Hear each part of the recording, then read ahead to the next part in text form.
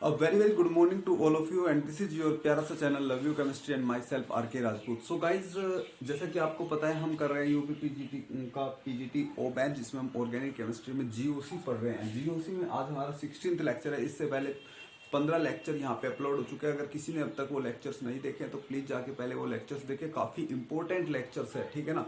मैं फिर से कहता हूँ कि ये है गेम ऑफ केमिस्ट्री। अगर आपको ऑर्गेनिक केमिस्ट्री में जीओसी नहीं आती तो आप आगे कुछ नहीं कर पाओगे, इसलिए पहले जीओसी को आपको अच्छे से करना है।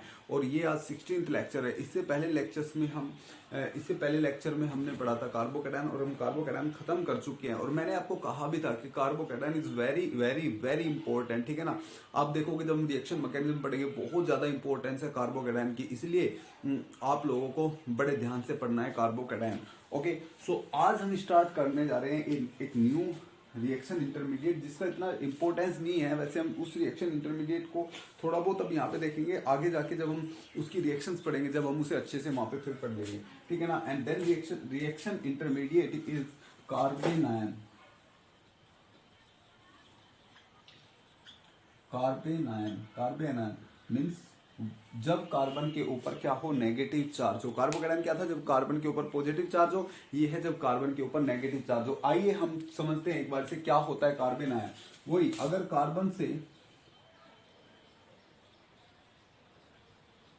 कार्बन से कोई वाई ग्रुप जुड़ा है, कोई भी ग्रुप जुड़ा है, और यहां पे मैं लिख देता हूं electronegativity of carbon is greater than electronegativity of Y, means Y की इलेक्ट्रोनेगेटिविटी जो है वो कार्बन की इलेक्ट्रोनेगेटिविटी से कम है। तो यहाँ पे जब हिड्रोलाइटिक फिजन होगा तो ये बॉन्ड ऐसे ब्रेक होगा, मीन्स यहाँ पे बनेगा क्या, जो CH3 है उसके ऊपर आएगा माइनस चार्ज और Y प्लस बनेगा। अब यहाँ पे जो कार्बन के ऊपर माइनस चार्ज है यही कहलाता है कार्बेनायन, यही कहलाता है कार्बेनायन। तो आई थिंक आपको समझ में आएगा कि कार्बेनायन होता क्या है, ठीक है। अब अगर मैं यहाँ पे कार्बन का इलेक्ट्रॉनिक कॉन्फ़िगरेशन करूँ 1s2 2s2 2p2, you can से 2px1 2py1, 2p2 है ना। ओके, यानी कि 2s और this is R2p 1 2 1 2। So this is the case of carbon over here. And what is happening here, this electron will go over here। ये electron यहाँ पे जाएगा जो एक्साइट होगा, ठीक है ना। इलेक्ट्रॉन जाएगा यहाँ पे। अब क्या होगा, 3 हाइड्रोजन आपके ऐड हो जाएंगे, 3 हाइड्रोजन ऐड हो जाएंगे और यहाँ का एक लोन पेयर यहाँ पे आ जाएगा। मीन्स होगा क्या, जो CH3 है, CH3 जो कार्बन है उसमें कार्बन के पास 3 हाइड्रोजन होंगे। कार्बन के पास कितने हाइड्रोजन होंगे, 3 हाइड्रोजन होंगे और एक इसके पास लोन पेयर होगा। क्या होगा, इसके पास लोन पेयर होगा। अब अगर मैं इस चीज को बड़ा ध्यान से देखूं, ध्यान से देखो इस चीज को, तो यहाँ पे कार्बन के पास टोटल कितने इलेक्ट्रॉन होंगे, 1 2 3 4 5 6 7 8। तो टोटल 8 इलेक्ट्रॉन्स है। तो ये क्या है, एक इलेक्ट्रॉन रिच स्पीसीज है,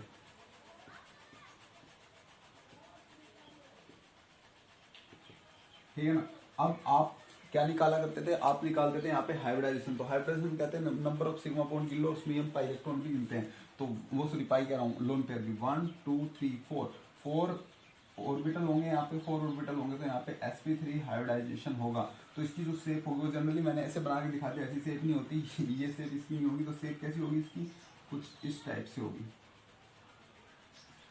ठीक है ना, क्योंकि sp3 हाइब्रिडाइजेशन है। तो ये है इसकी एक्चुअल शेप, ठीक है, ये नहीं समझ में आया, तो ये होगा। और sp3 हाइब्रिडाइजेशन है, समझ में आ रहा है। अब हम बात करते हैं, ये डायामैग्नेटिक होता है। क्या होता है, डाया मैग्नेटिक, क्योंकि यहाँ पे जो ये इलेक्ट्रॉन्स है वो लोन पेयर है। लोन पेयर क्या होते हैं, पेयर्ड इलेक्ट्रॉन होते हैं। कैसे होते हैं, पेयर्ड इलेक्ट्रॉन होते हैं। समझ में आ रहा है। अब हम पढ़ लेते हैं कि कहाँ कहाँ पे हमारा यूज होगा कार्बेनायन, किन किन रिएक्शंस में कार्बेनायन यूज होगा। तो ये होगा जी एल्डोल कंडेंसेशन में यूज होगा। कहाँ पे यूज होगा, हम एक रिएक्शन पढ़ेंगे एल्डोल कंडेंसेशन, वहां पे ये यूज होगा। और ये होगा कैनिजारो, एल्डोल कंडेंसेशन में यूज होगा। और एक रिएक्शन आएगी कैनिजारो रिएक्शन, वहां पे यूज होगा। और एक रिएक्शन आएगी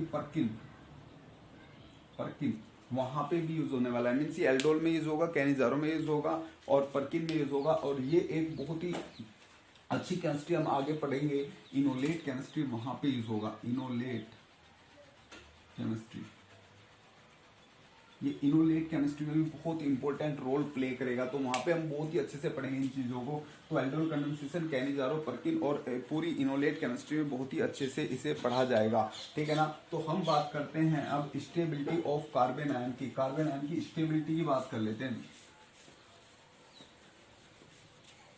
ठीक है ना। आओ हम चर्चाएं करते हैं stability of carbon ion. Carbon ion की स्टेबिलिटी, हिंदी में बोले तो कार्बन आयन का या कार्बोरेन आयन का स्थायित्व, ठीक है ना। Stability of carbon ion, carbon ion की स्टेबिलिटी की बात करते हैं तो बहुत ही सिंपल, हम सबसे पहले एल्काइल कार्बन आयन लेते हैं।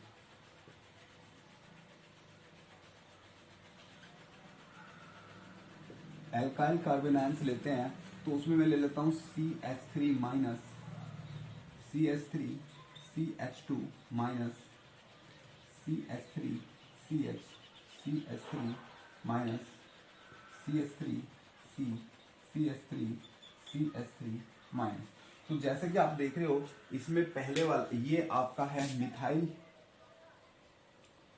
मिथाइल कार्बन आयन, ये आपका प्राइमरी कार्बन आयन है जिसपे माइनस है, जिस कार्बन पे माइनस उससे एक कार्बन जुड़ा है, जिस कार्बन पे माइनस है उससे दो कार्बन जुड़े हैं, तो ये सेकेंडरी है।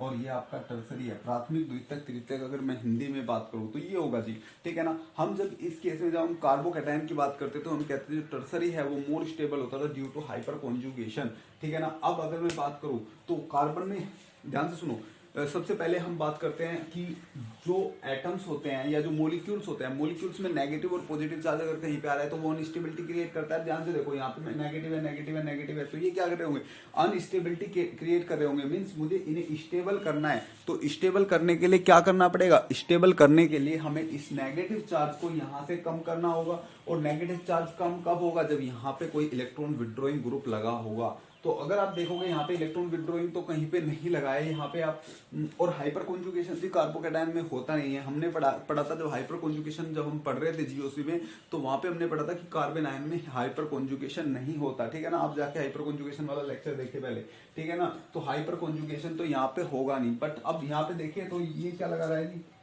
प्लस आई इफेक्ट लगा रहा है, ये भी प्लस आई इफेक्ट लगा रहा है, ये भी प्लस आई इफेक्ट लगा रहा है। प्लस आई इफेक्ट से जो इलेक्ट्रॉन डेंसिटी, जो नेगेटिव चार्ज है उसे और बढ़ा रहे हैं। यहाँ पे भी दो प्लस आई इफेक्ट लगे हैं, ये भी बढ़ा रहे हैं।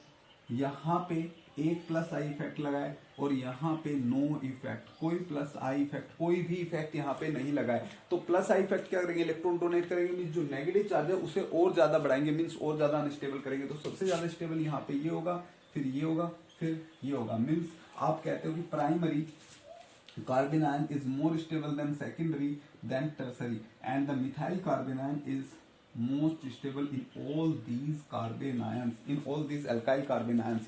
तो I think you got it कि कार्बन आयन में कैसे प्राइमरी कार्बन आयन सबसे ज्यादा स्टेबल होगा। अब हम यहाँ पे कुछ क्वेश्चंस का सिलसिला जारी कर देते हैं। जैसे कि हम कहते हैं CH2 minus CH double bond CH2, this is your allyl carbon, you know this is your allyl carbon। so allyl carbon पे नेगेटिव चार्ज है, ये allyl आपका कार्बन आयन है, ठीक है ना। दूसरा मैं ले लेता हूँ CH3 CH minus CH3, as you can see over here this is your secondary carbon ion and now this is your methyl carbon ion. तो इन दोनों में तो आपको पता है ये ज्यादा स्टेबल होगा, ये ज्यादा स्टेबल होगा आपका मिथाइल कार्बन आयन। ऊपर से अगर आप देखो, अगर मैं इसकी बात करूं तो यहाँ पे देखो जो ये कार्बन आयन है ये सबसे ज्यादा स्टेबल होगा। क्यों, क्योंकि ये जो नेगेटिव चार्ज है ये यहाँ पे हाइपर, ये यहाँ पे रेजोनेंस के थ्रू माइनस आर ग्रुप, देखो जो यहाँ पे डबल बॉन्ड है ये माइनस आर ग्रुप लगा रहा है, इलेक्ट्रॉन को अपनी ओर से खींच रहा है। तो यहाँ पे जो नेगेटिव चार्ज है उसकी डेंसिटी को कम कर रहा है। और हमें पता है जो स्टैटिक चार्ज होते हैं वो अनस्टेबल होते हैं। तो इसमें देखो स्टैटिक चार्ज थे,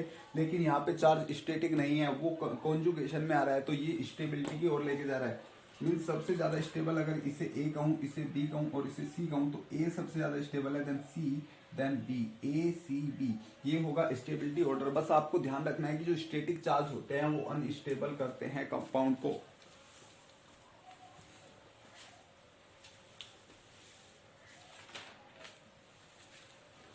समझ में आ रहा है जी?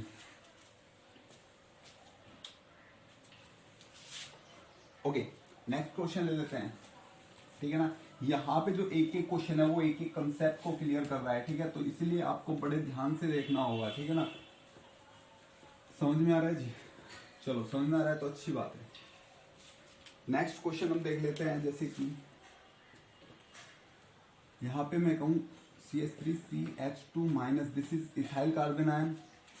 Next CH2 double bond CH minus, this is vinylic carbon. तुम्हें पता है विनाइल कार्बन है, तो विनाइल कार्बन जो नेगेटिव है विनाइल कार्बन आयन हो गए। And next is CH triple bond C minus.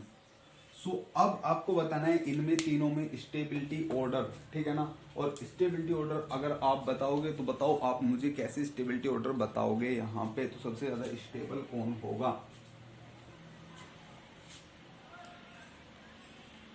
देखो जी, अगर मैं कह दूं यहाँ पे इसे A कह दूं, इसे B कह दूं और इसे C कह दूं और कह दूं A C आपका सबसे ज्यादा स्टेबल है, देन B देन A, तो ये यहाँ पे ऑर्डर होगा। कैसे होगा वो भी बताता हूँ, तो ध्यान से सुनना। देखो, मैंने आपको बताया था, वैसे आप बॉन्डिंग में भी पढ़ोगे कि जहां पे S कैरेक्टर जितना ज्यादा होता है, एस कैरेक्टर जितना ज्यादा होता है उतनी ज्यादा इलेक्ट्रोनेगेटिविटी होती है। मीन्स जहां पे जितना ज्यादा एस कैरेक्टर उतनी ज्यादा इलेक्ट्रोनेगेटिविटी। अगर इन तीनों में बात करूं, ये sp हाइब्रिडाइज्ड है, ये sp2 हाइब्रिडाइज्ड है, ये sp3 हाइब्रिडाइज्ड है, तो इन तीनों में ये जो sp हाइब्रिडाइज्ड है इसमें एस कैरेक्टर 50% 50% है, यहाँ पे एस कैरेक्टर 33.3% है, यहाँ पे एस कैरेक्टर 25%। सबसे ज्यादा एस कैरेक्टर यहाँ पे है। मीन्स ये कार्बन बहुत ज्यादा इलेक्ट्रोनेगेटिव है इन तीनों केस में। ये इलेक्ट्रोनेगेटिव है, ये भी इलेक्ट्रोनेगेटिव है, लेकिन उससे कम, ये इलेक्ट्रोनेगेटिव नहीं है। तो और आपको पता है, यू नो आप लिख लो यहाँ पे नोट करके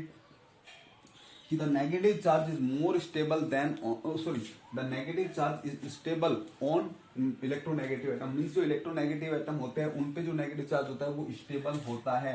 तो ये सबसे ज्यादा इलेक्ट्रोनेगेटिव है, इस पे नेगेटिव चार्ज स्टेबल होगा, ये उससे कम, इस पे भी स्टेबल होगा लेकिन उससे कम, और इस पे तो नहीं होगा, ठीक है ना। तो सबसे ज्यादा स्टेबल ये, उससे कम ये, और उससे कम ये हो जाएगा ऑर्डर।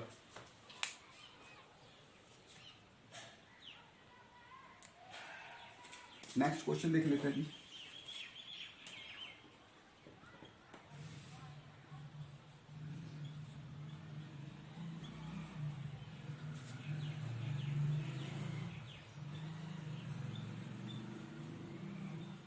यहाँ पे देखो, यहाँ पे एक फिनाइल एराइल रिंग दी है, यहाँ पे भी एक एराइल रिंग दिया है, उससे CH माइनस, और यहाँ पे जो ग्रुप जुड़ा है वो NO2 जुड़ा है, यहाँ पे जो ग्रुप जुड़ा है वो Cl जुड़ा है। जनरली होगा क्या, ये यहाँ पे जो होगा वो आपका कैसा इफेक्ट लगाएगा। देखो, यहाँ पे जो NO2 होगा वो कुछ इस टाइप से होगा, तो ये लगाएगा आपका यहाँ से -M इफेक्ट, या आप -R इफेक्ट, रेजोनेंस कह रहे हो तो -R इफेक्ट लगाएगा, और ये यहाँ से क्या करेगा, -I इफेक्ट लगाएगा। आपको पता है रेजोनेंस इफेक्ट ज्यादा डोमिनेट करते हैं इनके ऊपर, तो ये जो नेगेटिव चार्ज है उसे बहुत कम करेगा। ये वाला इफेक्ट तो दोनों में सेम है, ये जो इसके बेंजीन के कारण जो -R लगेगा वो तो दोनों में सेम है, ये तो सेम है, बस हम बात करेंगे इसकी। तो -R इसमें लग रहा है, तो ये ज्यादा स्टेबल होगा देन दिस, क्योंकि वो स्टेबलाइज कर रहा है नेगेटिव चार्ज को।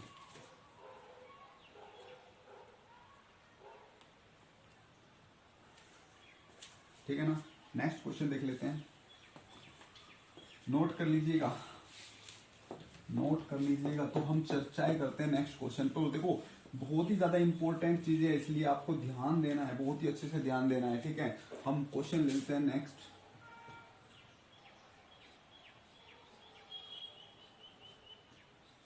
This is A,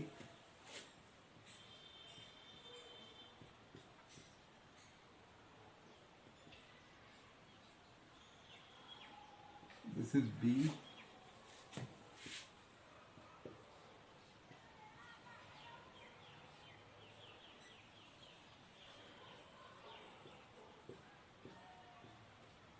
this is C। So there are 3 compounds A, B, C। अब आपको बताना है कि इनमें स्टेबिलिटी ऑर्डर क्या होगा।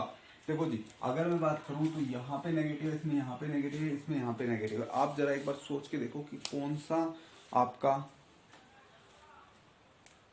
स्टेबल होगा। तो देखो, इसमें बात करता हूं मैं पहले वाले में, तो इसमें 1 2 3 4 5 6 पाई इलेक्ट्रॉन है, ठीक है ना, 6 पाई इलेक्ट्रॉन है और इनका वैल्यू 1 है, तो ये क्या है आपका, ये आपका स्टेबल है। क्यों? क्योंकि ये एरोमेटिक रिंग है, एरोमेटिक, यहाँ पे एरोमेटिक रिंग बन रही है। यहाँ पे अगर बात करूँ तो एरोमेटिसिटी यहाँ पे भी आ रही है, यहाँ पे भी आ रही है, लेकिन आपको पता है जितना ज्यादा नंबर ऑफ रिंग बढ़ती है उतना एरोमेटिसिटी कम होती है, क्योंकि कॉन्जुगेशन दोनों में बढ़ जाता है। तो सबसे ज्यादा एरोमेटिक ये होगी, उससे कम ये होगी, और सबसे कम ये एरोमेटिक होगी, क्योंकि यहाँ पे जो इस बीच वाली रिंग का जो कॉन्जुगेशन है वो साइड वाली, या आप कह लो जो साइड वाली जो बेंजीनोइड रिंग है उनका कॉन्जुगेशन बांट रही है, तो एरोमेटिसिटी को कम कर रही है, यहाँ पे एरोमेटिसिटी को और कम कर रही है। ठीक है ना, समझ में आ रहा है? तो सबसे ज्यादा स्टेबल ये, उससे कम ये, और सबसे कम ये।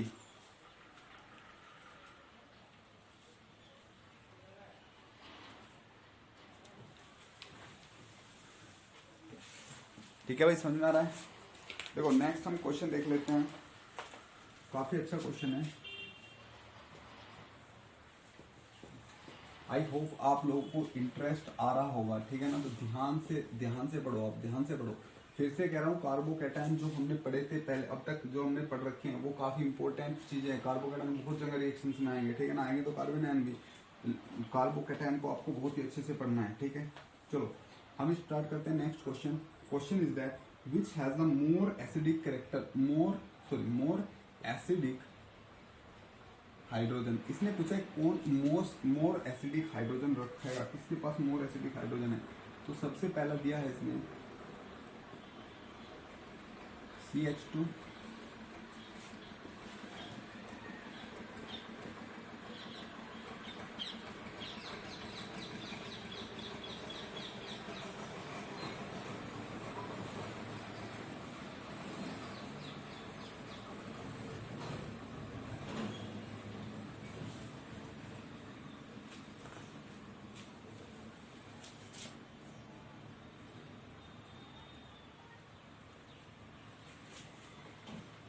हाँ जी बोलो, बोलो जी बोलो। इसे मैं A कह देता हूँ फर्स्ट वाले को, इसे B कह देता हूँ, इसे C कह देता हूँ, और इसे D कहता हूँ। आप ध्यान से देखो, आपको करना क्या है, आपको सबसे पहले यहाँ पे प्रोटॉन को निकालना है। मोर H एसिडिक पूछा है ना, तो आप क्या करो, उस एसिडिक H को पहले निकाल दो, निकाल के देख लो किसमें मोर स्टेबल कार्बन आयन बन रहा है। तो आप क्या करोगे, H निकालोगे। जब आप H निकालोगे तो बनेगा क्या यहाँ पे CH2 माइनस, इसमें क्या बनेगा माइनस, इसमें क्या बनेगा माइनस,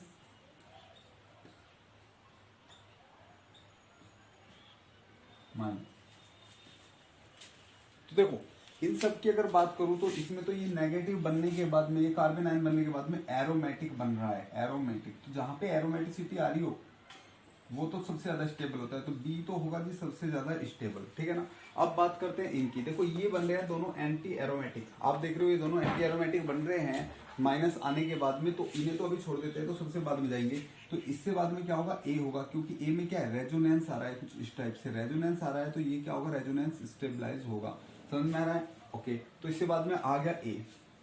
अब हम बात करते हैं डी और सी में। देखो ये भी एंटी एरोमेटिक, ये भी एंटी एरोमेटिक, लेकिन आपको पता है एंटी एरोमेटिसिटी जो है, जितना बड़ा रिंग होगा उतना आपका कम होगी, जो एंटी एरोमेटिसिटी होती है, और जो एरोमेटिसिटी होती है वो बड़ी रिंग पे कम होती है, मींस रिलैक्स हो जाती है। तो यहाँ पे एरोमेटिसिटी रिलैक्स हो जाएगी, यानी कि कम एंटी एरोमेटिक होगा, ये ज्यादा एंटी एरोमेटिक होगा, छोटी रिंग ज्यादा एंटी एरोमेटिक होती है। तो इससे बाद में आ जाएगा डी, और सबसे बाद में आ जाएगा सी। समझ में आ रहा है? BADC।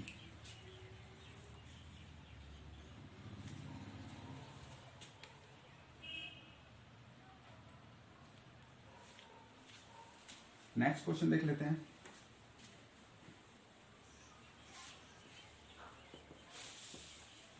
नेक्स्ट क्वेश्चन देख लेते हैं जी हम, क्या है नेक्स्ट क्वेश्चन, ध्यान से देखो, बड़े ध्यान से।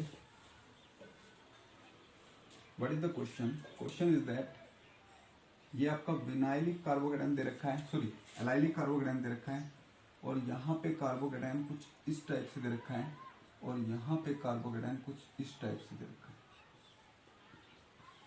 ठीक है ना। समझ में आ रहा है? ओके, इसे मैं ए कह देता हूँ, इसे बी कह देता हूँ, इसे सी कहता हूँ। ध्यान से देखो, कार्बन आयन है जी, carbon ion, not carbocation, carbon ion, ठीक है ना। अब ध्यान से देखो होगा क्या, ये रेजोनेंस स्टेबलाइज होगा यहाँ पे भी, यहाँ पे भी, और यहाँ पे भी, इन सब जगह ये अच्छे से रेजोनेंस स्टेबलाइज होगा। बट अगर मैं बात करूं अब इन तीनों की बात में, तो यहाँ पे जो नेगेटिव चार्ज इधर से होके आएगा वो नाइट्रोजन पे आएगा, यहाँ पे नेगेटिव चार्ज ऑक्सीजन पे आएगा, यहाँ पे कार्बन पे आएगा। और हमने पढ़ा था जो नेगेटिव चार्ज होता है वो मोर इलेक्ट्रोनेगेटिव एटम पे ज्यादा स्टेबल होता है। तो सबसे ज्यादा इलेक्ट्रोनेगेटिव कौन सा होगा यहाँ पे? ऑक्सीजन, मीन्स आपका इस पे सबसे ज्यादा स्टेबल होगा, देन इस पे, देन कार्बन। समझना है? ए ये होगा। या आप ऐसा कह सकते हो यहाँ पे इसकी इलेक्ट्रोनेगेटिविटी ज्यादा है तो इलेक्ट्रॉन ज्यादा खींचेगा, मीन्स माइनस आर इफेक्ट बड़ा ज्यादा लगाएगा। यहाँ पे भी माइनस आर लगेगा लेकिन ज्यादा लगेगा इस पे, और इस पे माइनस आर लगेगा लेकिन सबसे ज्यादा इस पे लगेगा, उससे कम इस पे, उससे कम इस पे। समझ में आ रहा है?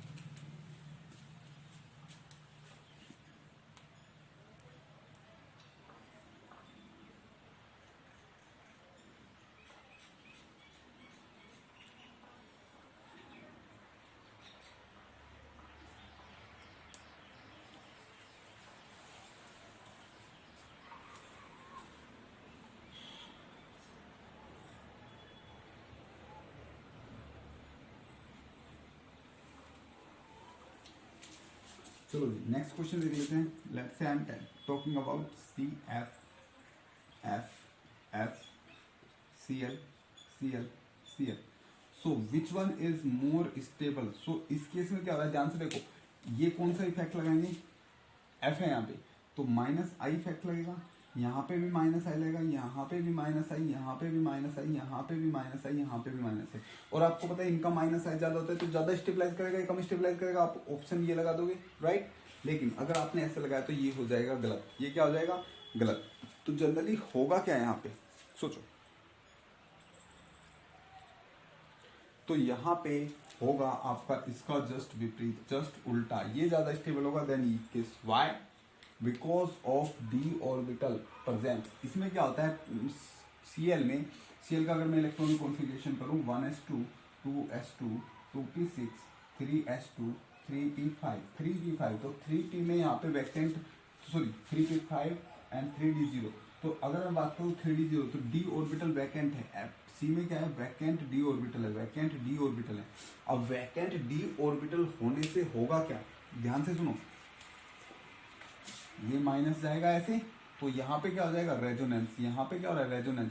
तो मीन्स यहाँ पे एक डी ऑर्बिटल रेजोनेंस हो रहा है, डी ऑर्बिटल रेजोनेंस हो रहा है, ठीक है ना। तो बैक बॉन्डिंग वगैरह जैसे कि आप मान सकते हो, तो बैक बॉन्डिंग के थ्रू यहाँ से दे देगा, ठीक है ना। और आपको पता है जो इंट्रामोलिकुलर थिंग्स होती है वो ज्यादा होती है देन इंटरमोलिकुलर। तो यहाँ पे होगा क्या? ये आपका D orbital, vacant D orbital के कारण ये ज्यादा स्टेबल हो जाएगा। इंपॉर्टेंट क्वेश्चन था जी।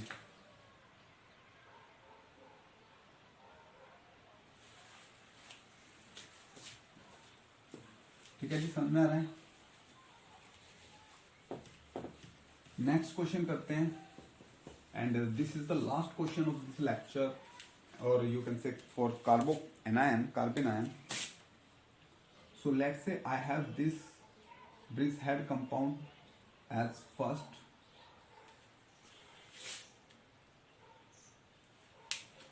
And this bridge head compound second B,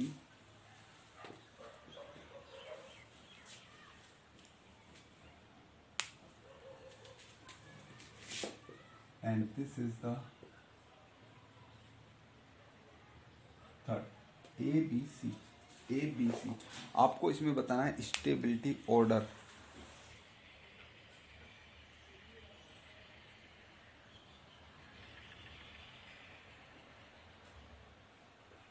ठीक है ना, तो इसमें बताना है आपको स्टेबिलिटी ऑर्डर। अगर हम इसमें देखें थोड़ा सा, तो पहले वाले में देखो आप, ब्रिज हेड पे माइनस चार्ज है, ब्रिज हेड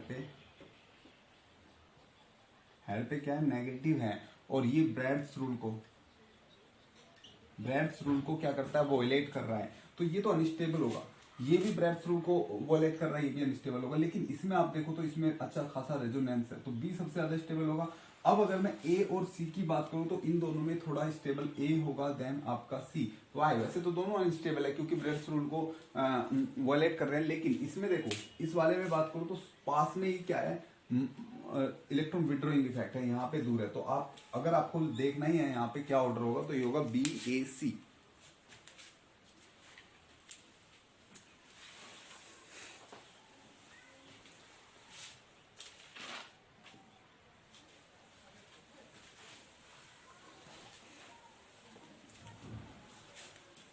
सो गाइस ये था आपका कार्बन आयन, और इसमें कार्बन आयन में हमें इससे ज्यादा कुछ भी नहीं करना है। वैसे हम जब आगे जाके इनकी केमिस्ट्री पढ़ेंगे, इनोलेट केमिस्ट्री वगैरह, वहां पे हम देखेंगे, ठीक है ना। और मैं फिर से आपको कहना चाहता हूँ जो कार्बोकैटायन वाला लेक्चर था उसे प्लीज बहुत अच्छे से उन लेक्चर्स को देखिए, बहुत ही इंपॉर्टेंट है। हम होने क्या वाला है 2-3 लेक्चर के बाद में जब रिएक्शन मैकेनिज्म स्टार्ट करेंगे तो रिएक्शन मैकेनिज्म में आपको बहुत ज्यादा जरूरत पड़ेगी कार्बोकैटायन की, ठीक है ना। तो मैं फिर से कहता हूं तो प्लीज लेक्चर को पूरा देखा कीजिए और अच्छे से लेक्चर को देखिए, बहुत ही इंपॉर्टेंट लेक्चर है। और उन लोगों के लिए जिन्हें ऑर्गेनिक केमिस्ट्री अच्छा आता है तो वो *2 की स्पीड में देख सकते हैं, ठीक है ना। तो it is very simple and it is very important thing. So this was the 16th lecture. So please keep continue and keep it up. और जो लोग यहाँ पे नए हैं मैं उन्हें फिर से कहना चाहता हूँ प्लीज चैनल को सब्सक्राइब कर लीजिए, और ऑल बटन पे जो वहाँ पे जो आपका आइकन आता है, बेल आइकन आता है, उसे प्रेस कर लीजिए और ऑल पे क्लिक करके आपको आने वाले सभी नोटिफिकेशन के बारे में पता लग जाएगा। तो इसलिए again best of luck, thanks, bye bye.